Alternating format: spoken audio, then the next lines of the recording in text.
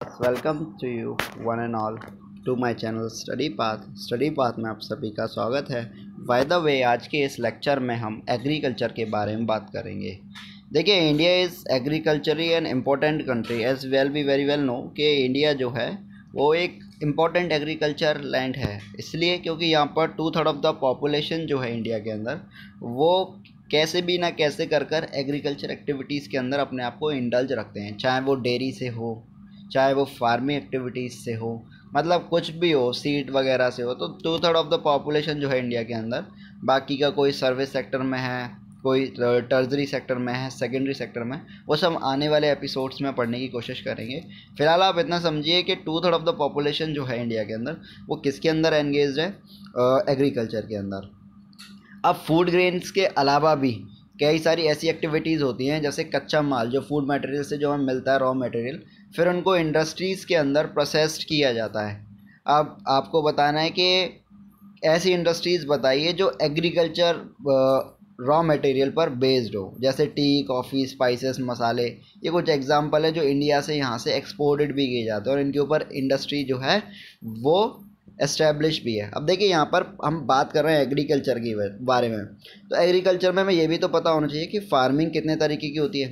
देखिए, पुराने ज़माने से अगर हम बात करें, ओल्ड और एज इकोनॉमिक एक्टिविटीज़ इंडिया के अंदर पुराने बिलियंस ऑफ ईयर से चली आ रही है। ऐसा नहीं है कि जो एग्रीकल्चर एक्टिविटीज़ है वो अभी से ही शुरू हुई है।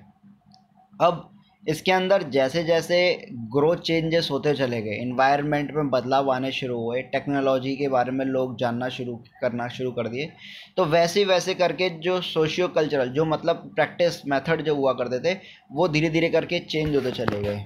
अब वही चीज़ के बारे में हम पढ़ेंगे कि पहले किस तरीके के मेथड चलते थे और बाद में उनके अंदर क्या रिफॉर्मेशन, क्या सोशलाइजेशन, क्या मॉडर्नाइजेशन हुआ, जिसकी वजह से उनके अंदर काफ़ी ज़्यादा बदलाव देखने के लिए मिला एग्रीकल्चर सेक्टर के अंदर।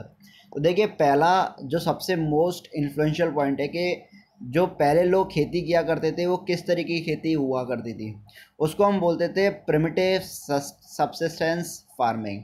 देखिए, सब्सिस्टेंस अपने आप में एक इस तरीके का वर्ड है कि इसमें एक छोटी सी ज़मीन के ऊपर मतलब खेती की जाती है और बाद में वो सिर्फ इतनी की जाती है कि उसके अंदर सिर्फ और सिर्फ उस स्मॉल पोर्शन ऑफ लैंड से उनकी फैमिली का ही गुजर निर्वसन हो सके।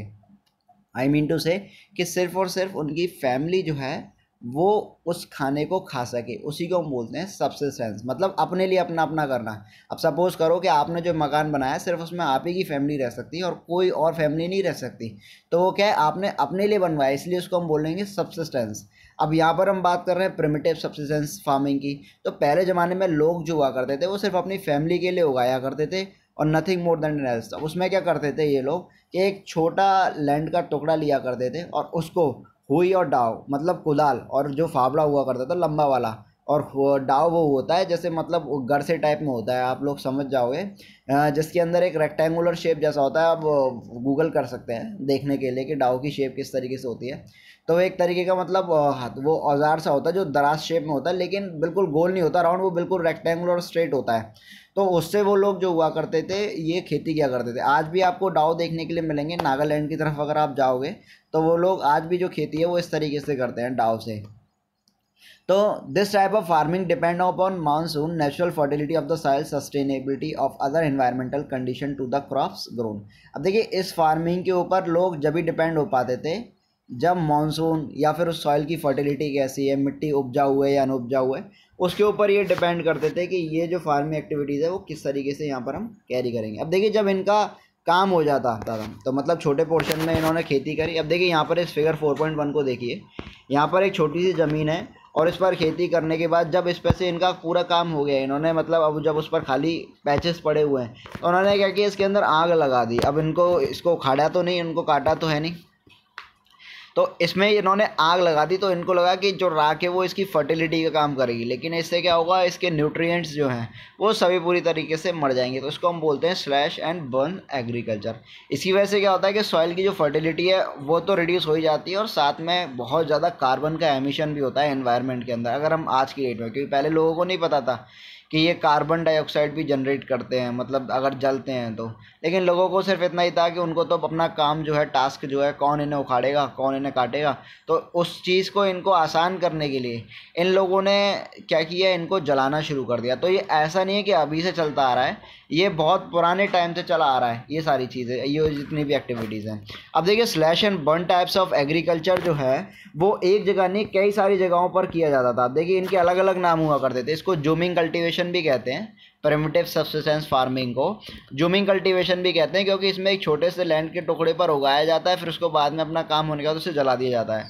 तो ये सारी एक्टिविटीज़ कहाँ देखने के लिए मिलेंगी अक्सर, आसाम, मेघालय, मिजोरम, नागालैंड और पलामू जो जगह है मणिपुर के अंदर, वहाँ दीपा जो बस्तर डिस्ट्रिक्ट है छत्तीसगढ़ की, उसके अंदर दीपा जगह है, वहाँ पर देखने के लिए मिलेंगे। अंडमान और निकोबार आइलैंड पर भी ऐसी चीज़ें देखने के लिए मिलेंगी। अब देखिए जो slash and burn type of cultivation, जैसे जूमिंग कल्टीवेशन भी कहते हैं या प्रिमिटिव सब्सिस्टेंस फार्मिंग भी कहते हैं, इसके अंदर 3 अलग अलग नाम है और इस नाम को अलग अलग, जो slash and burn type of cultivation है, पहले उगाना फिर जला देना, इसका क्या है, अलग अलग नाम से इसको बुलाया जाता है। जैसे मिल्पा इसे कहते हैं मैक्सिको और सेंट्रल अमेरिका में, वहीं कोनुको इनको वेनेजुला में कहते हैं, रोका इन्हें ब्राज़ील में कहते हैं, masole in central Africa and ladang in Indonesia and ray Vietnam. देखिए ये नाम इंपॉर्टेंट नहीं है, इंपॉर्टेंट क्या है, सिर्फ आपको थोड़ा बहुत आइडियोलॉजी होनी चाहिए कि इंडिया के अंदर जो प्रिमिटिव फॉर्म ऑफ कल्टीवेशन है उसके क्या क्या नाम है इंडिया के अंदर। तो देखिए व्यवहार और दहिये से एमपी में बोलते हैं स्लैश एंड बर्न कल्टीवेशन को। सिमिलरली पोडू और पेंडा से आंध्र प्रदेश में कहते हैं, पामा दावी, कोमान और ब्रिंगा से ऑरेंज ओडिशा में कहते हैं, ओडिशा, और कुमारी इन्हें वेस्टर्न घाट में कहते हैं, वालरे और वाल्ट्रे इन्हें साउदर्न ईस्टर्न राजस्थान में कहते हैं, खेल इन्हें हिमालयन बेल्ट और Kuruwa in Jharkhand and jhuming in the north eastern region. अब देखिए जूमिंग कल्टीवेशन इसे कहाँ बोलते हैं, नॉर्थ ईस्टर्न रीजन में, आसाम, मेघालय, मिजोरम है ना, Manipur, Nagaland, these all are the north eastern state. तो ये चीज़ आप लोगों को आई होप समझ में आई होगी कि प्रिमिटिव सब्सिस्टेंस फार्मिंग क्या होती है। अब देखिए यहाँ पर हम बात करेंगे एक छोटा सा कि एक रिंजा नाम की एक लड़की है जो एक छोटे से गांव में रहती है, दीपू जो जगह है आसाम के अंदर। अब वो अपनी फैमिली के साथ पहले तो बहुत मदद कराती है, इरीगेट कराती है बैम्बू की मदद से, क्योंकि उस टाइम पर टेक्नोलॉजी इतनी एस्टेब्लिश नहीं थी कि ट्यूबवेल से वो पानी निकालें और खेतों को जोत सकें। तो पहले क्या करते थे, पानी को मतलब बैम्बू लिया, बैम्बू मतलब समझते हो आप लोग, बांस के टुकड़े जो होते हैं, तो बांस को बीच से काट लिया करते थे, वो एक रेक्टेंगुलर शेप हो जाया करता था, उसके अंदर उसे नदी या कोई आसपास की जो धाराएं उससे कनेक्ट कर देते थे, तो उसके थ्रू वो पानी लाने की कोशिश करते थे। फिर वो सक्शन फोर्स के ऊपर काम किया करते थे। अब सक्शन फोर्स क्या होती है, आप ये कहोगे सर सक्शन फोर्स, आप लोगों ने फिजिक्स तो पढ़ी होगी कि जो हायर मतलब हायर ऊपर, जो मतलब सबसे ऊपर वाली पोजीशन पर होता है, जिसके अंदर हायर हम कह सकते हैं पार्ट, हायर ग्रेविटी पर होता है, तो वो क्या करता है, नीचे की तरफ डाउनफॉल करती है ग्रेविटी। तो पानी अगर अगर सपोज करो, एक छोटा सा कॉमन सा एग्जांपल लेता हूँ कि कूलर है, यदि कूलर में से पाइप ऊपर, क्योंकि कूलर तो ऊपर रखा रहता है, किसी चीज़ या टेबल या वगैरह किसी के ऊपर रखा रहता है, तो कूलर के अंदर यदि हम पाइप डाल दें तो पानी जो है वो ऊपर से नीचे आता है। सिमिलरली ये लोग क्या करते थे, अपने आप अगर एक बार कंटिन्यूस फ्लो हो गया तो वो चलता ही रहता है। तो ऐसे ही क्या करते थे, बैम्बू से, मतलब पहले उस टाइम पर प्रिमिटिव सब्सिस्टेंस फार्मिंग हुआ करती थी जब इतनी ज़्यादा टेक्नोलॉजी का इनोवेशन नहीं था, तो तब ये लोग क्या करते थे कि पानी जो है वो खेतों में इस तरीके से डाला करते थे। अब उसको, जो लड़की थी, उसको कोई आइडिया नहीं था कि जो उसके माँ बाप हैं वो किस तरीके से सराउंडिंग को क्लींस करते हैं और कैसे फर्टिलिटी कम हो जाती है।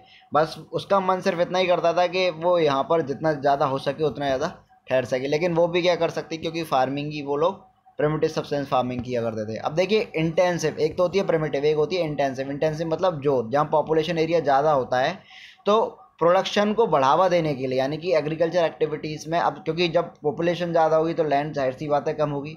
अब जब लोगों के पास लैंड कम होगी तो खाने के लिए रिसोर्सेज भी कम होंगे। तो ये करते हैं कि जो इनके पास ज़मीन होती है उसमें ये हायर इनपुट, मतलब ज़्यादा से ज़्यादा मतलब उगाने की कोशिश करते हैं। वो कैसे, ये क्या करते हैं कि उसके अंदर high doses of biochemical input और इरीगेशंस का इस्तेमाल करते हैं। अब ये क्या करते हैं कि मान के चलो मेरे पास 100 वर्ग गज का प्लॉट है, 100 वर्ग गज ज़्यादा नहीं, छोटा सा एक टुकड़ा है, सपोज करो 100 वर्ग गज भी, अगर यदि आपको नहीं समझ में आए तो एक छोटा सा टुकड़ा है लैंड का।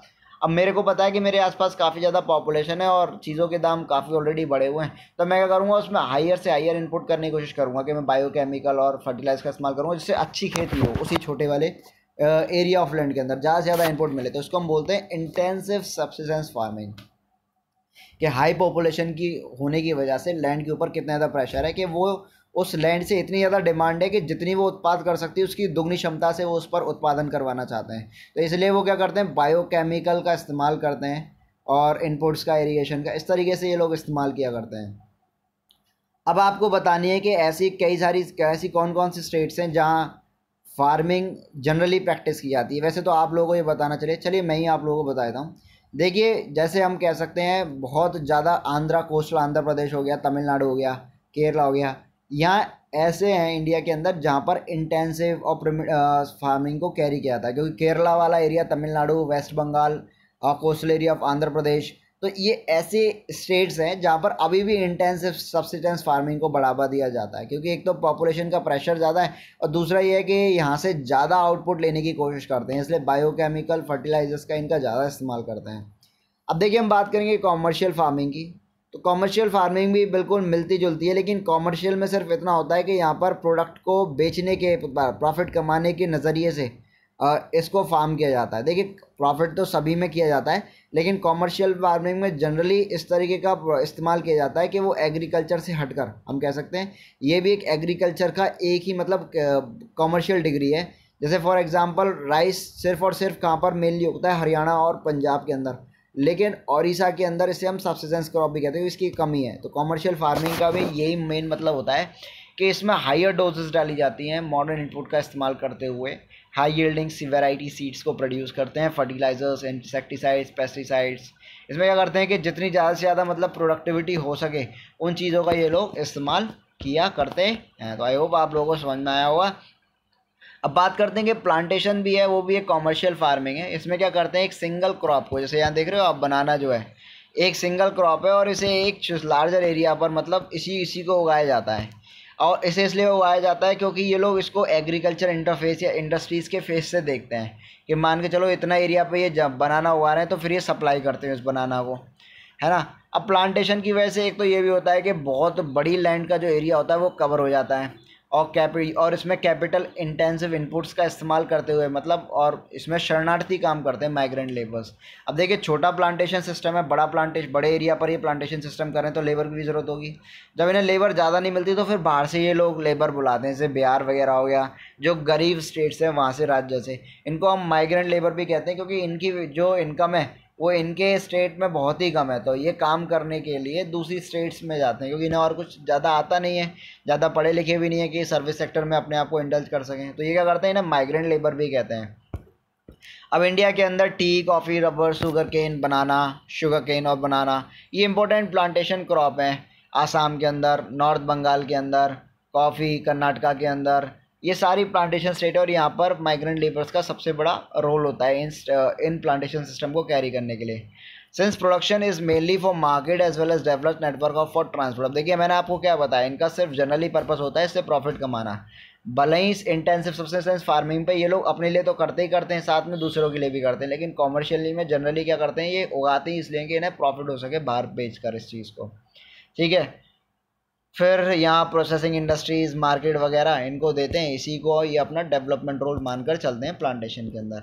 आई होप आप लोगों को अब इतना चीज़ तो समझ में आ गई होगी। अब देखिए, यहाँ पे बैम्बू प्लांटेशन सिस्टम भी दे रखा है नॉर्थ ईस्टर्न स्टेट में। ये बैम्बू की ग्रोथ करा रहे हैं, बाद में इन बैम्बूज को काट कर फिर इन्हें बेच देंगे बांस वगैरह, लकड़ियाँ बनाने के लिए, सीढ़ियाँ बनाने के लिए, तो ये सारी चीज़ें। अब मैं समझता हूँ आप लोगों को ये टॉपिक समझ में आया होगा।